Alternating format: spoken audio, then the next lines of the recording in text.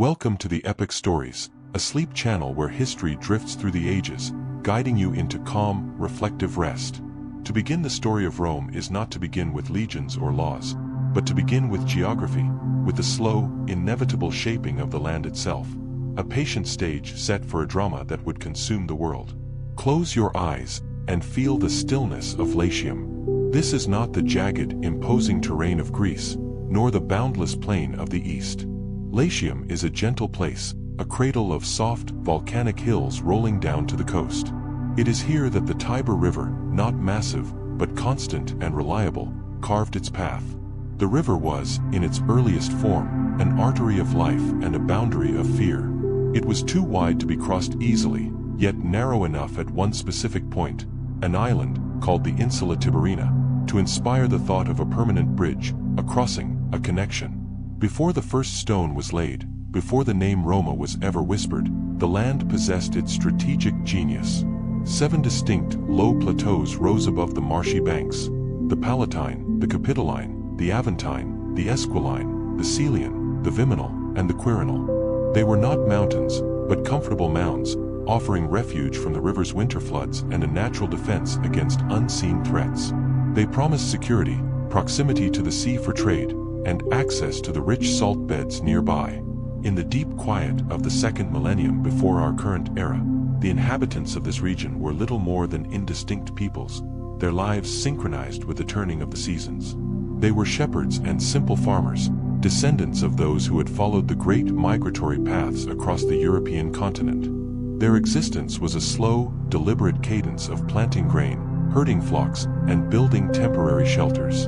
This was the Proto-Latin existence, a mosaic of small, independent communities bound by custom, fear, and a shared reverence for the earth. Their world was the reach of their walking day. Time was measured not by clocks or calendars, but by the deepening shadow of the year's end and the return of the spring thaw. The transition from this humble, semi-nomadic life to the concept of permanent settlement was not a sudden decision, but a slow, quiet realization. It was the moment a shepherd decided the shelter he built this year would be strong enough to withstand the next 10 winters. The moment a family recognized the particular richness of the soil on the Palatine slope. The first permanent dwellings were humble, circular huts, wattle and daub structures with conical, thatched roofs, easily replaced, yet defining a fixed space, a home. Within the remains of these earliest settlements, archaeologists have found the quiet, simple evidence of an enduring truth. Once a people decide to stay, they commit themselves to a history. The foundation of Rome, however, cannot be discussed purely through archaeology and mud brick structures. It is rooted in a necessary and profound lie, a foundational legend that gave purpose to the stones and weight to the decisions. This is the realm of myth, where destiny is forged not by men, but by gods and heroes. The Romans, in their early days, did not wish to trace their lineage back to the simple shepherd of the Latium hills. They sought a connection to the grand collapse of an earlier, greater age. They looked to the epic of the defeated, to the ashes of Troy. And so, the story begins not on the Tiber, but across the sea, with Aeneas. Aeneas, son of Venus and Anchises, was a Trojan prince who fled the burning city, carrying his aged father on his back and leading his young son, Ascanius, by the hand. He was commanded by prophecy to sail west, through immense hardship and across stormy seas, to found a new, greater city in Italy, a city whose empire would know no end. This journey, a long, sorrowful odyssey, imbued the future Romans with a sense of pious duty, pietas, and endurance, gravitas, the very qualities Aeneas embodied. He was the prototype of the Roman citizen, stoic, dutiful, and eternally dedicated to destiny. After years of struggle, Aeneas arrived on the Italian shores, fought battles, and finally settled in Latium, founding the city of Lavinium. His son, Ascanius, later founded the more significant city of Alba Longa, nestled high in the Alban hills. For 3 centuries, the silent rhythm of the Latins continued under the line of Alban kings, a long, contemplative pause in the march of history, ensuring that the bloodline of Aeneas was thoroughly mingled with the Italian soil. The deep time of this silent reign was preparation. The eventual moment of Rome's birth had to be both divinely sanctioned and personally dramatic. It came with the story of the twin founders, Romulus and Remus. The twins were the descendants of Aeneas, but their birth was marked by tragedy and the intervention of the sacred. Their mother, Rhea Silvia, was a Vestal virgin, forced into service by her villainous uncle, Amulius, who had usurped the throne of Alba Longa. Rhea Silvia was ravished, she claimed by the god Mars himself, and gave birth to twin boys. The wicked king, fearing the fulfillment of a prophecy, ordered the infants to be drowned in the Tiber. Yet, the river, an accomplice to destiny, was in flood. The executioner, unable to reach the deep current, placed the basket containing the twins on the shallow bank and abandoned them to fate. The waters receded, and the cradle came to rest beneath a fig tree, the Ficus ruminalis. This moment, the saving of the children, speaks to the very heart of the Roman spirit, resilience, and the belief that nature and the divine conspired to protect them. The infants were discovered and suckled not by a human mother, but by a she-wolf, the Lupa capitolina, a fierce and primal image of protection and raw, untamed power. This animal fosterage anchored the Romans to the wilderness, reminding them that their greatest strengths were born of the earth. They were later found and raised by a simple shepherd, Faustulus, and his wife, Acca Laurentia, completing their immersion into the humble practical life of the Latium hills. Growing up among the shepherds, Romulus and Remus were natural leaders, strong, bold, and fiercely protective of the weak. Their true lineage was eventually revealed, and they led a revolt that slew Amulius, restoring their grandfather, Numitor, to the throne of Alba Longa. Having fulfilled their duty to the old city, the twins turned to the empty hills by the Tiber. They did not wish to inherit. They wished to create. The argument between the brothers was not about land, but about destiny and priority. It was a quarrel over which hill would receive the divine favor and which twin would draw the inaugural line. Romulus chose the Palatine, Remus chose the Aventine. They would settle the matter through the ancient, quiet ritual of augury, the reading of omens in the flight of birds. Remus saw the first sign, 6 vultures circling over his Aventine hill. But before he could declare victory, Romulus was granted a greater, clearer sign, 12 vultures, twice the number, soaring over the Palatine. The dispute was settled, yet the bitterness remained. Romulus was now the consecrated founder. On the 21st of April, traditionally 753 BC, Romulus yoked a white bull and a white cow to a bronze plow and traced a deep furrow around the base of the Palatine hill. This line, the Pomerium, was the sacred, inviolable boundary of the city to be. It was a line defining within from without, order from chaos, the citizen from the stranger. When Romulus paused the plow to lift the yoke and carry it across the places where the city gates would stand. For a gate must admit man, not the god's plow, Remus mocked the humble wall rising from the earth. He scoffed, and in a fatal act of derision, he leapt over the low earthen rampart. The law of the Pomerium was absolute. He who violates the sacred line violates the very destiny of Rome. In a flash of righteous, terrible anger, Romulus struck his brother down, uttering the somber, chilling prophecy that would forever define Rome's self-preservation. So perish everyone that shall hereafter leap over my walls. The founding of Rome was thus stained with fratricide. The city was born of a killing, a terrible and necessary act that emphasized the absolute primacy of the state over the individual, of the law over kinship. The moment the city was consecrated, it demanded ultimate loyalty, enforced by the highest price. Rome was founded by a king who had killed his brother, and its first population was strange and motley. Romulus understood that a city is nothing without citizens. He declared the Capitoline Hill a place of asylum, a sanctuary for all fugitives, outcasts, runaways, dispossessed laborers, and even freed slaves from neighboring territories. This act, unconventional and desperate, infused the Roman character with a crucial early DNA, a willingness to accept and integrate the outsider. It was a population restless, ambitious, and without the deep, suffocating traditions of their more ancient neighbors. However, a population of men and criminals could not endure. They needed women to establish families, to secure the future, to quiet the turbulence of the new city.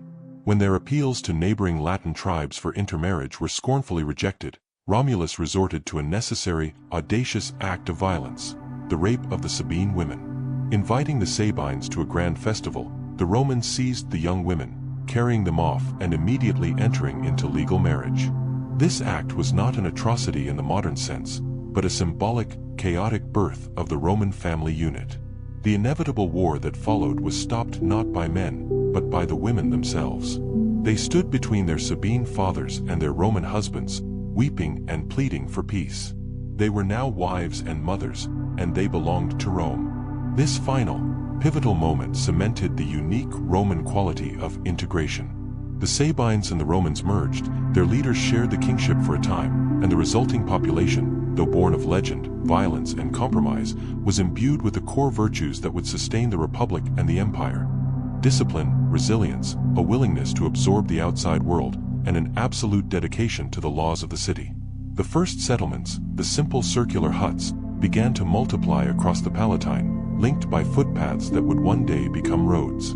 The first institutions were established, a council of elders, the Senate, from senex, old man, men chosen for their age and wisdom to advise the king. The early Romans lived under a long line of 7 kings, whose reigns marked the slow, deliberate transition from a chaotic settlement to an organized state.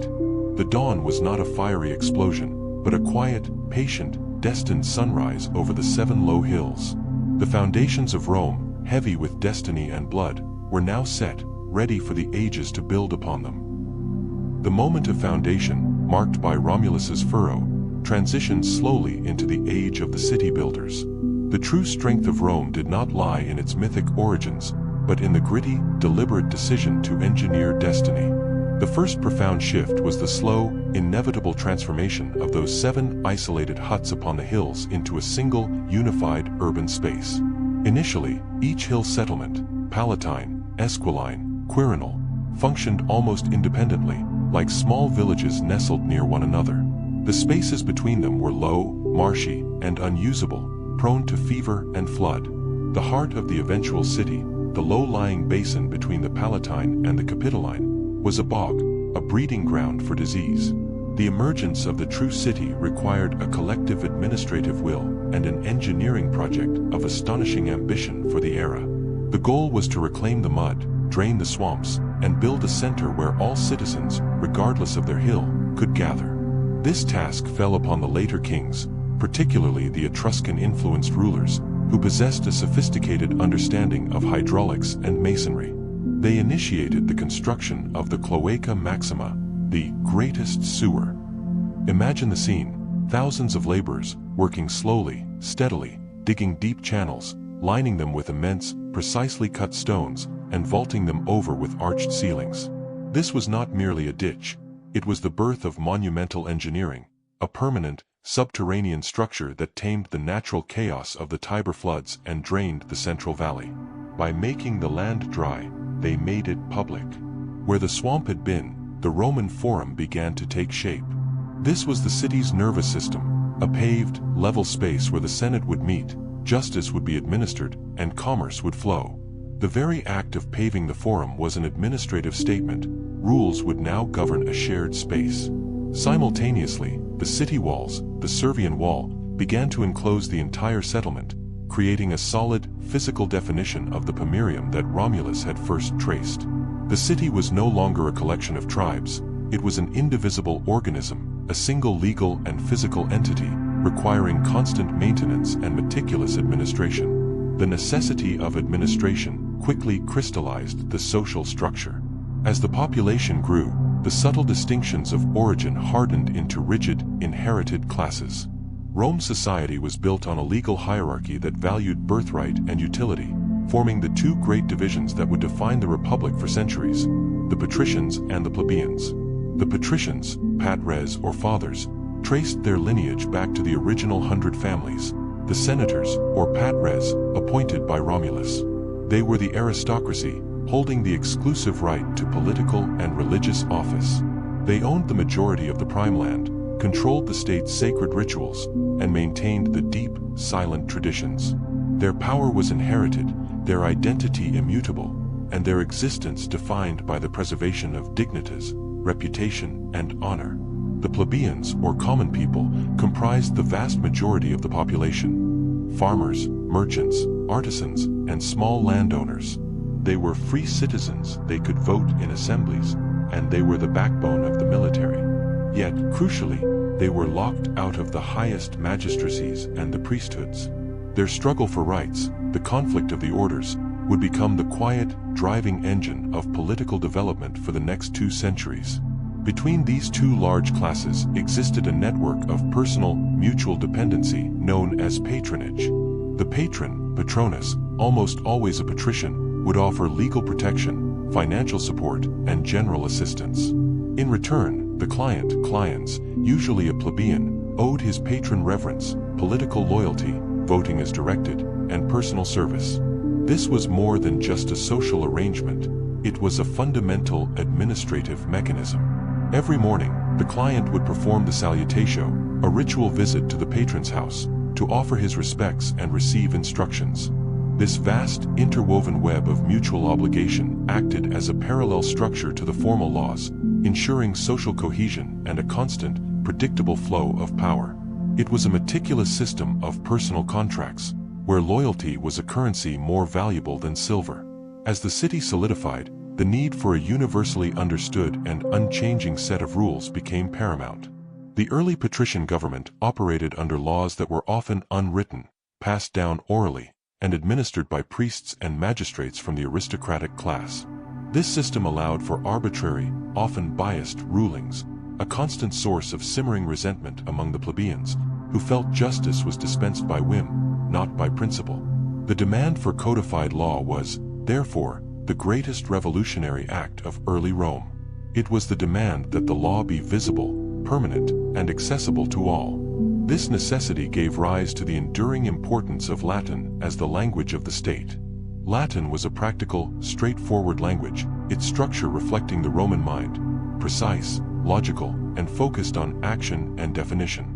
Unlike Greek, which excelled at philosophical abstraction and rhetorical flourish, Latin excelled at the clear, unambiguous inscription of rules, boundaries, and titles. It was a language built for administration. The Roman method of writing was itself an act of permanence. Words were not simply recorded, they were inscribed. Whether carved into stone, etched into bronze tablets, or pressed into wax, the act of writing was a dedication to durability. The public record, the minutes of the Senate, the names of the consuls, the sacred calendars, were fixed, unmoving definitions of reality. To write something down in Latin was to give it legal and eternal weight. The quiet, relentless pressure of the plebeians for equal rights eventually forced the patricians to agree to a monumental task, the writing down of all public laws. In the mid-5th century BC, a committee of 10 men was dispatched to Greece to study their celebrated legal systems. Upon their return, they labored to compile the entire body of public and private law, resulting in the publication of the 12 Tables, Duodecim Tabulae, around 450 BC. The 12 Tables were the foundation of all subsequent Roman law, a set of statutes that defined rights and duties in stark, uncompromising terms. They were inscribed on 12 bronze tablets, publicly displayed in the Roman Forum for all to see. The power of this act cannot be overstated. By writing the laws down and making them public, the patricians forfeited the power of arbitrary interpretation. The law ceased to be a secret, oral tradition held by a few elite families. It became a shared text, the common inheritance of every citizen. A plebeian farmer could now, theoretically, read the exact penalty for cutting down his neighbor's trees, or the precise rules for debt repayment. The tables covered everything: family law, the absolute power of the father, the patria potestas, property rights, contracts, crimes, and funerary regulations. They were often harsh, they allowed for the execution of a nocturnal thief, but they were predictable. This predictability, this universal adherence to the literal word of the law, gave Roman society an incredible resilience and allowed for massive, organized growth. The meticulous structure of Roman law was born in this moment of political compromise.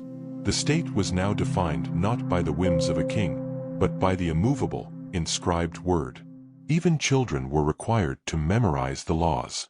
To be a Roman citizen was, in part, to carry the core of the 12 Tables within one's memory, ensuring that the rules of the city were internal as well as external. The successful push for codified law coincided with the final dissolution of the monarchy. The last of the kings, Tarquin the Proud, Tarquinius Superbus, was, according to tradition, overthrown due to his tyranny and the outrage caused by the violation of the noblewoman Lucretia. The expulsion of the kings, circa 509 BC, did not lead to democracy, but to a public thing, residential publica, defined by checks, balances, and shared administration. The supreme power, the imperium, was now divided and diluted. Instead of a single lifelong king, 2 consuls were elected annually. They possessed the highest executive and military command, but their power was severely limited by 2 profound administrative rules. First, they had to agree with one another, the power of the veto. And second, they had to stand down after exactly 1 year and face potential prosecution if they abused their authority. This annual rotation was a meticulous mechanism designed to prevent the return of absolute power. Time, in the Republic, became a political tool.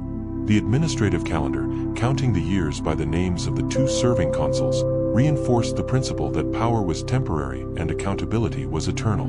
Beneath the consuls, a meticulous array of administrative offices emerged. The praetors, judicial officers, the aediles, city managers, responsible for markets and public works, and the quaestors, treasury officials. Every office was defined by specific, limited responsibilities, and every action was subject to the quiet, ceaseless scrutiny of the Senate, the council of elders whose influence was not legal, but auctoritas, moral and social authority. The Roman city, forged in the heat of political struggle, was therefore not a place of spontaneous freedom, but a vast, meticulously governed structure. Its people lived under the heavy, defining weight of its rules, the duties of patronage, the unyielding strictness of the 12 tables, and the temporary nature of political office. This was the quiet genius of the early republic, the recognition that a civilization built on law and administration, rather than raw power, possessed the internal architecture necessary for infinite expansion. The stage was set, the rules were posted, and the city was ready to turn its gaze outward. The history of Rome's expansion is not a tale of sudden, chaotic bursts of energy, but a deep, slow surge, the quiet, relentless pressure of water finding every possible channel. In the initial centuries, power flowed through a defined succession of 7 traditional kings, each of whom contributed a layer to the city's foundational strength, transforming the simple settlement into a state capable of conquest. The early monarchy was an age of slow, deliberate organization. Numa Pompilius, the second king, defined the religious calendar and consecrated the priesthoods, ensuring that the city's actions were perpetually aligned with divine will. Tullus Hostilius, a later king, was a warrior, focused on integrating captured peoples and destroying rival cities, thereby beginning the slow absorption of Latium. Yet, the most profound step toward organized power came with Servius Tullius.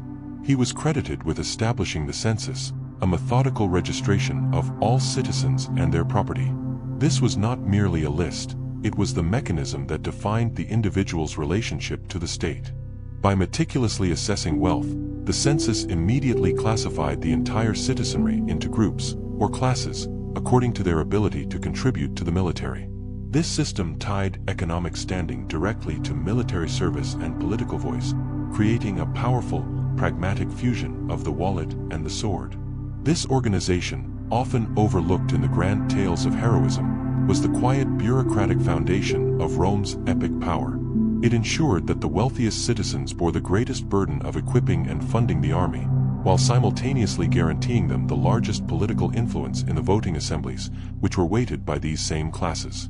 Power was earned, measured, and assigned, a meticulous system designed to function with efficiency and accountability. With the expulsion of the final king, Tarquin the Proud, and the birth of the Republic, the capacity for war did not diminish, it became institutionalized. The Roman army transitioned from a temporary militia called up by a single king into the terrifyingly effective, permanent structure of the legion. The early Roman army was based on the citizen-soldier principle. Every man was a farmer first, but a soldier always.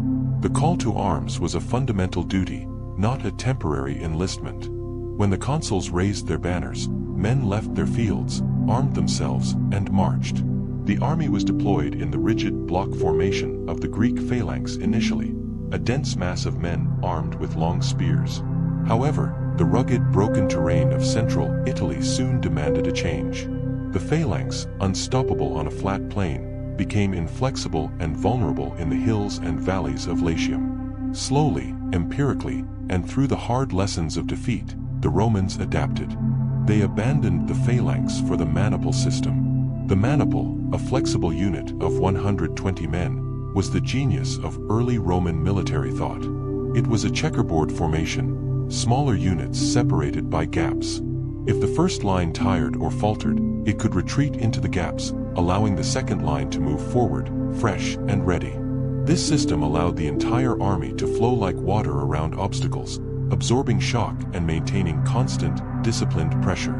The legion itself was a self-contained ecosystem of warfare, divided into 3 lines.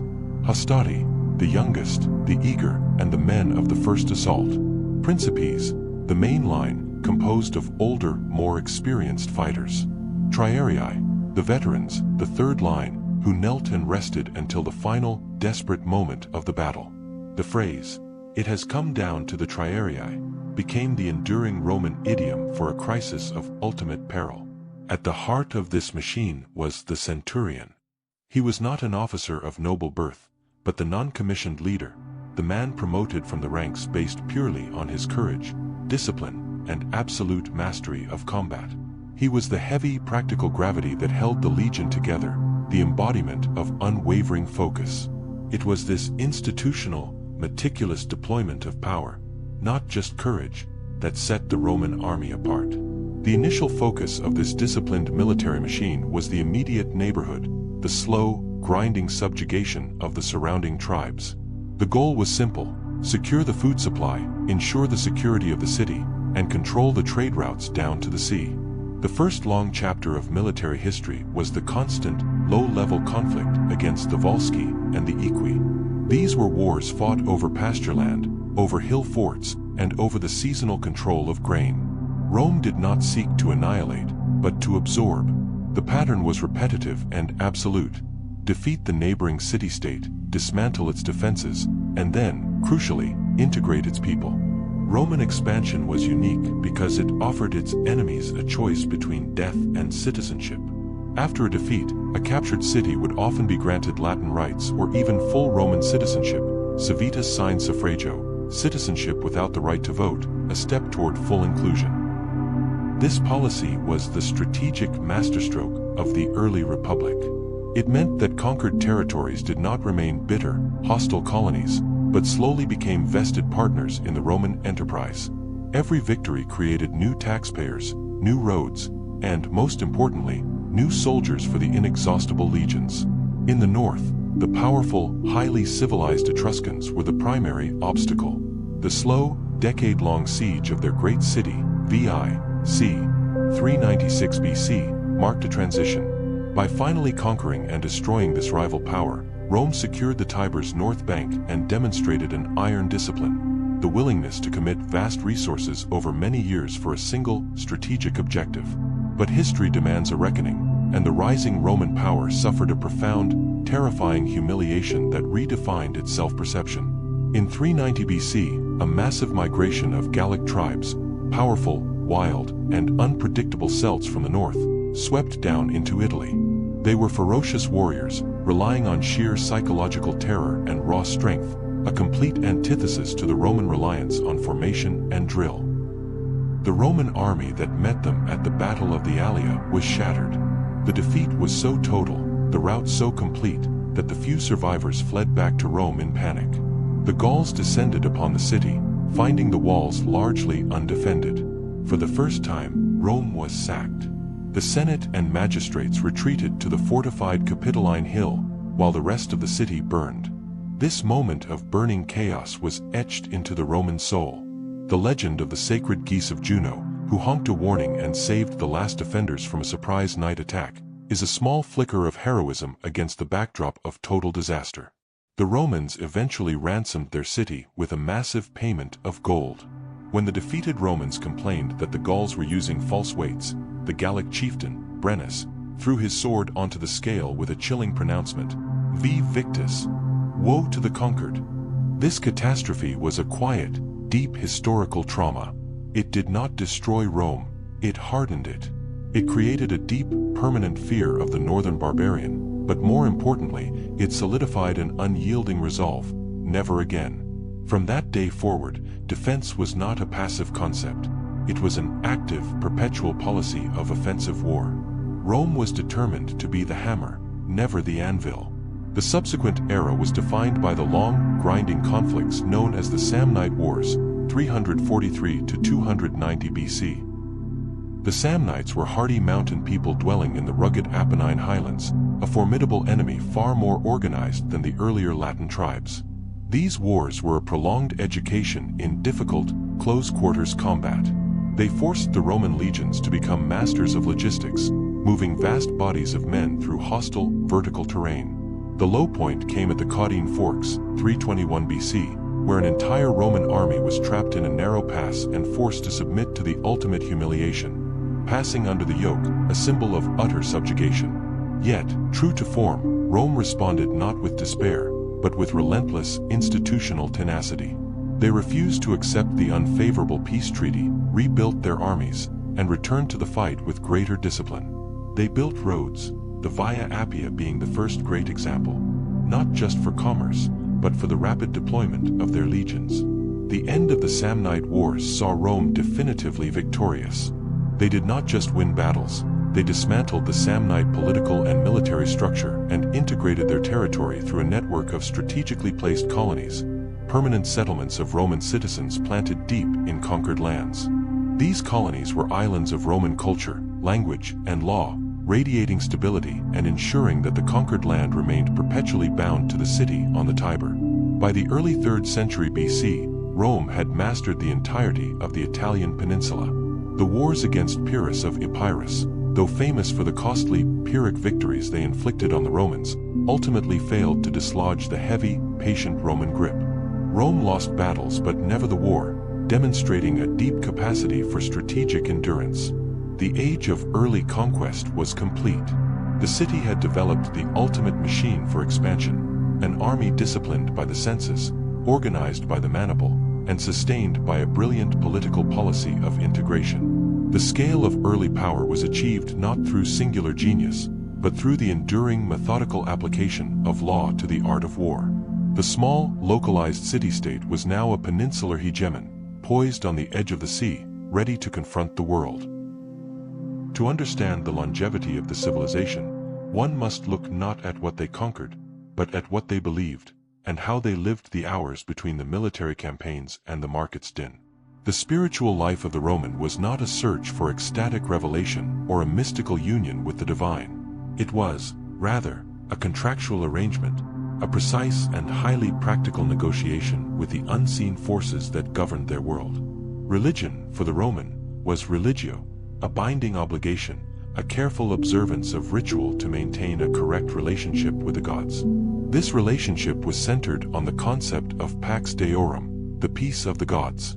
This peace was the state of harmony achieved only when the proper rituals were performed, the correct words were spoken, and the offerings were exactly measured. If the harvest failed, if a plague struck, or if the legions suffered a defeat, it was not seen as punishment for moral failing, but as a sign that the sacred contract had been breached, that some ritual had been performed incorrectly, or a god had been inadvertently offended. The deities themselves were immense, solemn personifications of the world's major forces. Jupiter Optimus Maximus, Jupiter, best and greatest, stood supreme, the thunderer, the sky father, who oversaw all oaths and treaties, directly reflecting the majesty of the Roman state. Beside him stood Juno, the protector of women and marriage, and Minerva, the goddess of craftsmanship, strategy, and wisdom. This Capitoline triad embodied the political, social, and practical virtues of the early republic. The priests who administered this solemn contract were often not full-time holy men, but elected magistrates and senators. The office of the Pontifex Maximus, the chief priest, was a political position of immense power, responsible for regulating all religious life, interpreting prodigies, and controlling the all-important calendar. This fusion of state and faith meant that Roman religion was inherently conservative and entirely devoted to the survival and prosperity of the residential publica. The rituals of sacrifice, the reading of the entrails, the flight of birds, augury, before a battle or a legislative vote, all were integral components of state business, ensuring that the human will was aligned with the divine will before any great undertaking. There was a quiet solemnity to these acts, a constant, pervasive awareness that the entire enterprise of Rome rested on the correct observance of these ancient duties. Yet, the true, daily heart of Roman spirituality beat within the walls of the individual home. Before the vast temples of the Forum, there were the small, humble shrines, the Lararium. This was the quiet, intimate center of domestic life, a small niche or alcove where the family paid homage to the Lares and the Penates. The Lares were the spirits of the ancestors, the honored dead who protected the boundaries of the home and ensured the prosperity of the lineage. To neglect them was to invite chaos and misfortune. The Penates were the gods of the cupboard, the protectors of the pantry, ensuring that food and sustenance never failed. Every meal began with a small offering, a piece of bread, a sip of wine, dropped onto the sacred hearth, a quiet, continuous acknowledgement that life itself was a gift from the spirits of the place. The head of this domestic church was the pater familias, the father of the family. He was the unquestioned sovereign within his own walls, holding the awesome, almost sacred power known as the patria potestas, the father's power. This was perhaps the most defining feature of Roman life. The pater familias held legal authority over the life, death, property, and freedom of his children, his grandchildren, and his slaves. A son might be 30 years old, a decorated soldier, or even a successful magistrate, but legally, he was still under the control of his father until the father's death. This power was immense, terrifying, and absolute. It was the legal bedrock upon which the state was built. However, the quiet reality of Roman life shows that this absolute power was rarely, if ever, exercised in its extreme. The strength of the institution lay not in its enforcement, but in the responsibility it imposed. A Roman father was expected to rule his household with gravitas, deep seriousness, moral weight, and an absolute dedication to duty. The power was a sacred trust. To abuse it was to lose one's dignitas, one's honor and standing in the community. The household was a miniature republic, and the father was its silent, moral guardian, constantly judged by his peers. The other pillar of the household was the Roman matrona, the wife and mother. While she possessed no public political power, her influence within the home was immense and foundational. Her duties were sacred and demanding, running the complex logistics of the large household, supervising the slaves, managing the finances, and most crucially, embodying the moral center of the family. She was the primary educator of her children, especially in their earliest and most formative years. She taught them the mores majorum, the customs of the ancestors, the core virtues of discipline, frugality, simplicity, and respect for tradition. Roman women were often highly educated and renowned for their strength of character, serving as the quiet conscience of their ambitious husbands. In the deepest, most personal sense, the Roman Empire was built not only by the legions in the field, but by the quiet, demanding morality instilled by the mother at the hearth. The education of a young Roman was, predictably, intensely practical and moral, rather than abstractly intellectual. Formal schooling, while it existed, was less important than the education received at the father's side. The child learned to read, to handle accounts and public notices, to write, to manage legal correspondence, and to count, to run a farm or a business. But the central focus was the inculcation of virtus. Virtus meant more than mere courage. It meant manliness, a blend of physical toughness, moral integrity, public duty, and political wisdom. The young man was trained to be an effective citizen, civis capable of speaking powerfully in the forum, capable of casting a principled vote, and, above all, capable of fighting and dying for the state. They memorized the harsh, precise legal precedents of the 12 tables and the noble, heroic deeds of their ancestors, creating a powerful, internalized moral map drawn entirely from Roman history. The goal was always to produce a man whose private life could withstand the harsh scrutiny of the public eye. In their philosophical leanings, the Romans revealed their profound preference for the actionable over the ethereal. While the patrician elite were deeply versed in Greek thought, Plato's forms, Aristotle's logic, it was the practical ethics of Stoicism that resonated deepest within the Roman soul and became the operating system of their ruling class. Stoicism, a philosophy that preached the acceptance of fate and the control of one's own reactions, was not simply an academic pursuit. it was a blueprint for endurance. It taught that external forces, defeat, loss, poverty, or political failure, could not touch the inner moral state of the wise man. It demanded emotional rigor and a profound dedication to duty, regardless of personal cost. For the Roman soldier, the Stoic principle meant accepting the hardships of the campaign, facing the enemy with unwavering resolve, and placing the survival of the republic above the survival of the self. For the senator, it meant serving the state honestly, enduring the inevitable slights and corruptions of politics, and maintaining dignitas at all costs. The Roman did not seek happiness in the Greek sense of eudaimonia. He sought tranquility, constantia, and duty, officium. Life was a grave and serious affair, gravitas, governed by the solemn requirements of the ancestral way, mos majorum. This quiet, interior architecture, a life defined by the twin obligations to the gods above and the ancestors below, anchored by the law of the state and the absolute loyalty to the family, provided the immense, silent strength that allowed the republic to absorb the constant shocks of war and the slow, corrosive wear of internal disagreement. The philosophical heart of Rome was thus a heart of stone and duty, firm, unmoving, and entirely committed to the practical, daily task of maintaining order.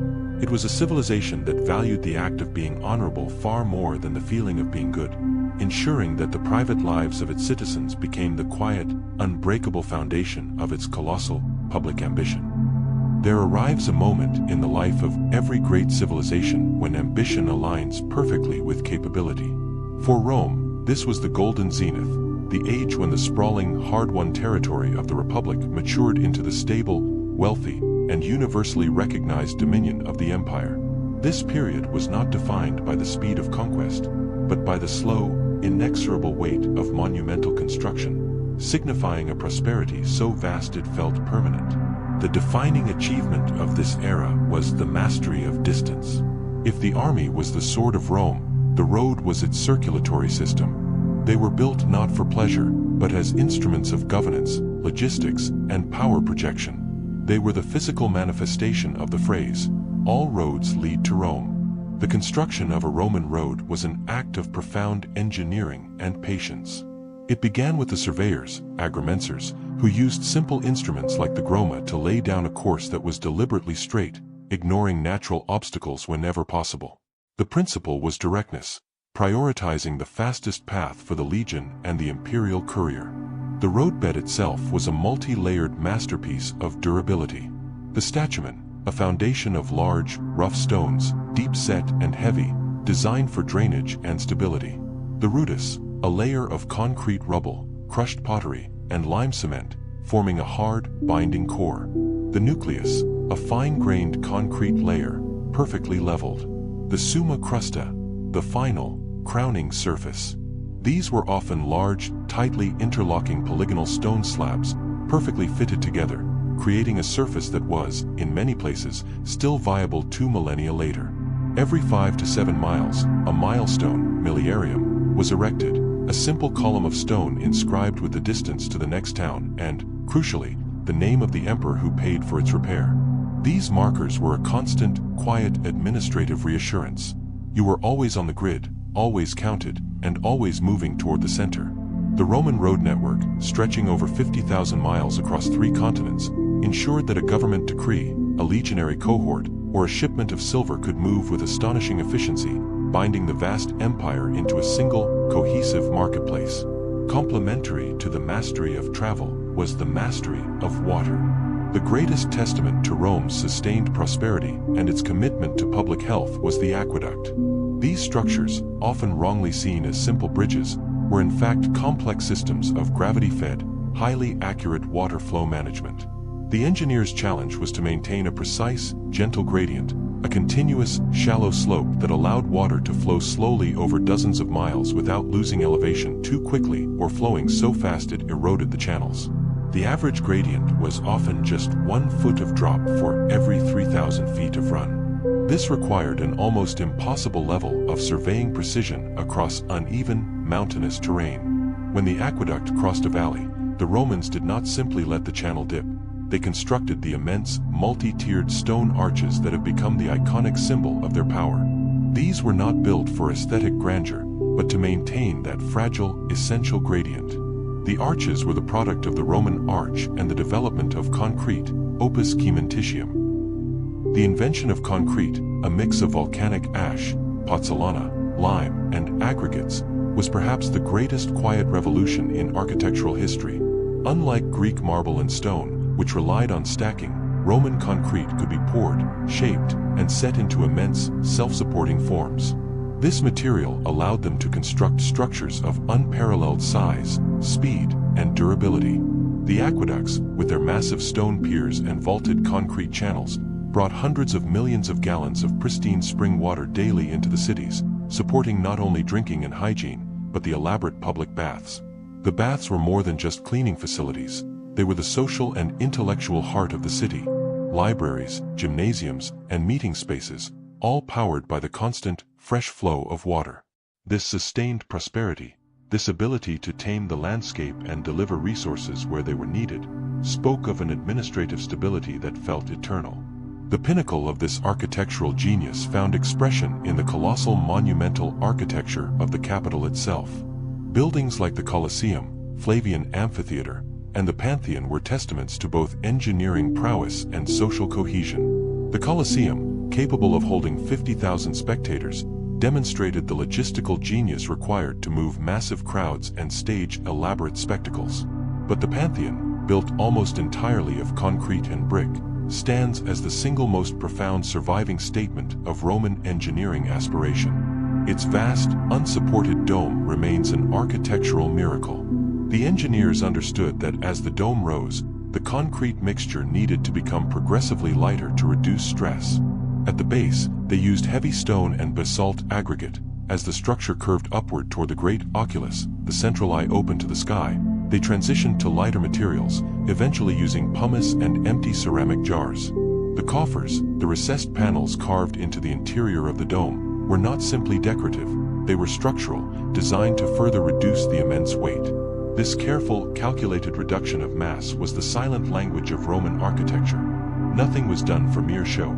Every detail, from the width of a road layer to the aggregate in a dome, was governed by the uncompromising, rational demands of physics and purpose. The Golden Zenith was also the age of immense internal peace, known as the Pax Romana, Roman peace. For 2 centuries, the core of the empire experienced internal stability unprecedented in history. The legions were stationed on the distant frontiers, along the Rhine, the Danube, and in Britain, allowing the central provinces to turn their energy fully toward commerce, scholarship, and public beautification. Wealth flowed toward the center. Taxes levied from Spain, grain shipped from Egypt, olive oil pressed in North Africa, and gold mined in Dacia all converged on Rome, creating an opulent and highly complex economy. The population of Rome swelled to perhaps 1 million people, requiring an administrative apparatus of terrifying complexity. The cura annoni, the continuous, state-managed supply of free or subsidized grain, ensuring the populace was fed and social unrest was contained. The vigiles, the city's first organized police and firefighting force, maintaining security and protecting the densely packed wooden tenements from the perpetual danger of fire. The cura urbis, the office responsible for the day-to-day maintenance of the city, managing the aqueducts, repairing the roads, and enforcing sanitary regulations. This period was the absolute peak of human organization in the ancient world.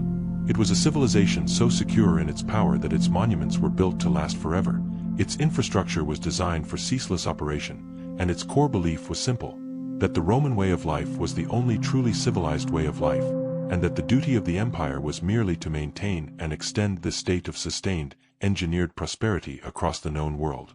This quiet, overwhelming confidence was the essence of the Golden Zenith, a sustained moment of administrative and material supremacy that seemed, to those living within it, entirely immune to the slow wear of time. Once the roads were settled, the laws established, and the military frontiers drawn, the empire began to breathe, a slow, deep inhalation and exhalation of resources and ideas that spanned the known world. This was the age of connection, where the true essence of Rome lay not just within the walls of its cities, but upon the deep sapphire surface of the Mediterranean Sea, which the Romans called Mare Nostrum, our sea. It was an act of quiet, confident possession. No longer a dangerous barrier, The sea became a vast blue highway, stitched together by the steady pulse of tens of thousands of sailing vessels. From the towering granite wharves of Ostia, the great port of Rome, to the busy docks of Puteoli, the flow was constant, rhythmic, and vital. The rhythm was set by the seasons and the winds, dictating when the large, rounded merchant ships, the navis honoraria, could safely venture out of sight of land. The most crucial flow was the grain. Every year, great fleets sailed south to the fertile plains of Egypt, the empire's breadbasket, and to the rich farmlands of North Africa, particularly the provinces around Carthage. This grain was not luxury, it was the sheer caloric foundation of the capital itself. Its movement required meticulous timing, vast warehouses, horia, capable of preserving the bounty, and the unwavering dedication of the specialized grain shippers, navicularii, who held immense importance within the social fabric. Imagine the gentle creak of the hull, the pervasive smell of salt and sun-dried wood, and the immense, comforting sight of thousands of clay amphorae, stacked tightly in the hold, each one containing wine from Italy, olive oil from Hispania, or the dark, heavy grain that kept the heartbeat of the empire steady. The exchange was formalized and simplified by a single, shining truth, the denarius. This silver coin, stamped with the profile of the reigning emperor, served as a universal language of value from the sand dunes of the Sahara to the cold forests of Britannia. It was a currency so reliable, so universally accepted, that it became the very fluid of global exchange. A merchant in Beirut could accept it, knowing its value would hold firm in Lyon. This stability, this monetary confidence, was perhaps the most gentle, yet most profound, unifying force Rome ever achieved. The flow was not unidirectional. Rome was a massive center of consumption, drawing in goods from worlds it never conquered and whose names it barely knew. This vast, slow movement of luxury goods defined the outer edges of the empire's reach. The great land artery of this exchange was the legendary Silk Road. Beyond the easternmost boundaries of Syria, beyond the great river systems and the Parthian kingdoms, lay the distant, mysterious lands of Serica, China. Few Romans ever traveled the entire distance, but the goods moved, passed slowly hand to hand, caravan to caravan, over mountains and deserts.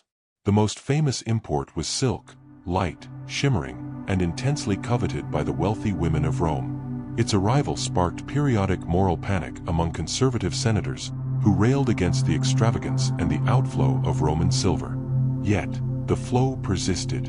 Along with silk came aromatic spices, pepper from India, cinnamon from Ceylon, small, potent packages that held immense value and utterly transformed Roman cuisine and medicine. The Eastern trade centered on the great ports like Alexandria in Egypt and Antioch in Syria. These were true global hubs, where Roman, Greek, Jewish, and Egyptian merchants mingled with Arab traders who brought frankincense and myrrh from the south, and Indian agents who brought exotic timber and gems. These cities were not merely points of transfer, they were crucibles of cultural exchange. The Roman soldier stationed on the distant eastern frontier, far from his Italian homeland, found himself subtly changed. He adopted local garments, tasted new wines, and, crucially, listened to the quiet, compelling voices of new spiritual beliefs. The vastness of the empire meant that foreign ideas arrived slowly, gently, but with profound impact. This was the era when the mystery cults and philosophical schools of the East began to seep into the rigorous, pragmatic Roman mind. The cult of Isis from Egypt, the worship of Mithras from Persia, and the early, quiet communities of Christianity, all arrived on the trade routes, carried not by conquest, but by the quiet conviction of merchants, slaves, and soldiers. These foreign beliefs offered what the traditional, contract-based Roman religion did not: a deep, personal relationship with the divine, and promises of salvation beyond the grave. The Roman spirit, once satisfied with simple duty, pietas, and public ritual, began to crave internal, spiritual nourishment. The great stone roads that carried the legionary were also carrying the quiet seeds of new faiths. The ships that brought grain to the mouths of the Romans also brought philosophical treatises into their minds. This gentle, pervasive cultural exchange was the great, unacknowledged force of the Golden Age, a slow, measured intermingling of the world's threads, forming a tapestry far richer and infinitely more complex than the pragmatic founders of Rome could have ever imagined. The cost of this luxury and connectivity, however, would soon become apparent, as the immense effort required to sustain this global appetite began to strain the very foundations of the state. The denarius, once a symbol of stability, began to feel the heavy pull of this limitless global reach. The silver that flowed east for silk and spice was a gentle drain, one that would, over time, become a hemorrhage. The empire, having peaked in its external control, began its slow journey toward internal imbalance, carried along by the very currents of wealth it had engineered. The flow was changing, and the golden tide was beginning its long, slow ebb. There is a singular, quiet tragedy in watching something vast and successful begin to fail, not from the blow of an external hammer, but from the slow, relentless erosion of its own foundations. The golden zenith had been built upon a fragile triad: stable currency, military supremacy, and vast, exploitable territory. As the 3rd century approached, this triad began, quietly, inevitably, to dissolve. The first crack was heard not in the roar of battle, but in the soft, persistent sound of coins being clipped and diluted, the poison of economic inflation. The Roman Empire was immensely expensive to run. It demanded constant pay for 500,000 soldiers, immense public works, and the perpetual, subsidized grain dole, cura annoni, for the capital's population. When the flow of easy gold from new conquests dried up, the imperial treasury faced a crushing dilemma: raise taxes to an impossible level, or subtly cheat the value of the currency. The choice made again and again by increasingly desperate emperors was the latter. This was the debasement of the denarius. Initially, the silver coin was nearly pure, a symbol of absolute trust. But to stretch the supply, emperors began to mix in baser metals: copper, bronze, and tin. The coin looked the same, but the weight of silver diminished with each successive reign. By the time of the crisis of the 3rd century, the Roman silver coin was scarcely silver at all, often containing less than 5% of the precious metal. This act was economic betrayal on a massive scale. The state was paying its soldiers and contractors with coins it knew were nearly worthless. The immediate effect was the slow death of financial confidence. Merchants, realizing they were being paid in metal that had no inherent value, began to hoard pure silver and gold, or, more devastatingly, demanded payment in kind. They returned to barter. The farmer would not sell his grain for worthless paper. He would trade it only for tools or service. The complex, unified global marketplace of the Pax Romana began to unravel, province by province, devolving into localized, self-sufficient economies. The vastness of the empire, once its greatest strength, became its greatest economic vulnerability. The government, in turn, stopped demanding taxes in coinage, instead demanding goods and labor directly: grain, oil, and carts for the army, or weeks of unpaid work on the imperial estates. The elegant administrative machinery designed to manage a cash economy seized up, replaced by a clumsy, inefficient system of military requisition and forced levies. Simultaneous to this economic decay came the silent, sweeping horror of plague. The great trade routes that had brought silk and spices to Rome also served as conduits for unseen, devastating pathogens. The Antonine Plague in the mid-2nd century, and later the Plague of Cyprian, beginning around $250 AD dollar, ripped through the highly urbanized and connected populace with terrifying efficiency. These were not localized outbreaks. They were global pandemics that fundamentally shattered the demographic strength of the empire. Imagine the quiet, devastating impact on the fields.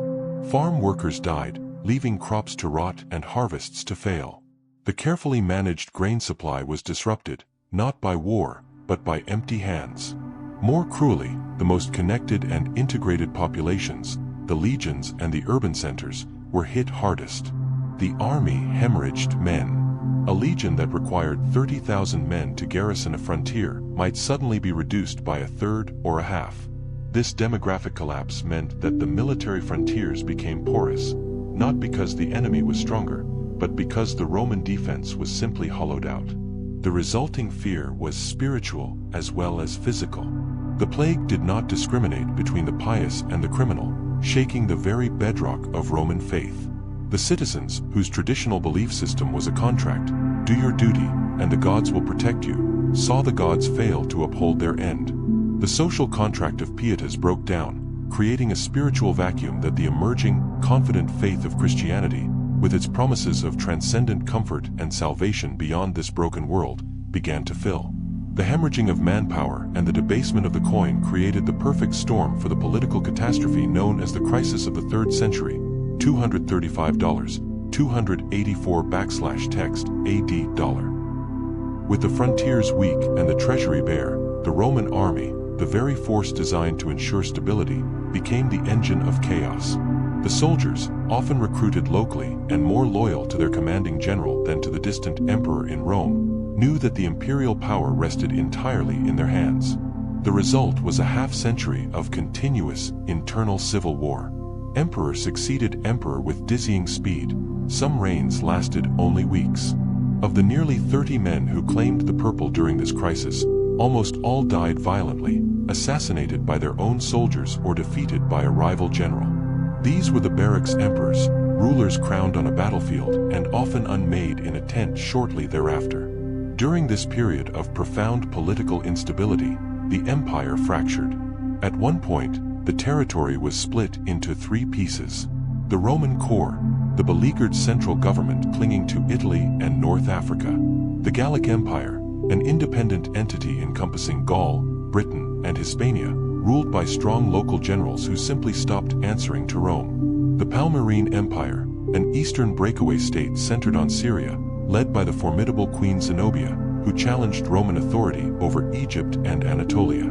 These breakaways were not driven by separatist ideology, but by pragmatic necessity. Local leaders realized that Rome was incapable of protecting them or providing them with stable currency. They took control to survive, building local administrations and armies to fend off their immediate threats. The notion of a single, indivisible Roman entity was replaced by a brutal, fractured reality defined by temporary survival. This continuous cycle of war, plague, and collapsing currency placed an intolerable burden on the common citizen. To pay for the legions and the endless civil conflicts, the state imposed ever more crushing demands. The main financial instrument of the late empire became the annona, the annual tax levy in kind, often demanded with little notice.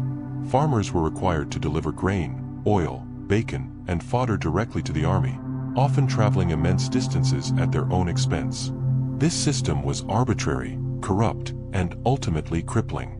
Small, independent landowners were systematically ruined. They faced demands they could not meet, forcing them to sell their small plots of land to a powerful, wealthy neighbor, often a senator or a high-ranking military official, in exchange for protection and relief from the imperial tax collector. The small farmer, once the backbone of the republic, became a colonist, a tenant farmer legally bound to the land he no longer owned. This transformation of the rural population from free citizens into virtual serfs was the silent, lasting social change of the crisis. Freedom had become too expensive, and the price of stability was dependency.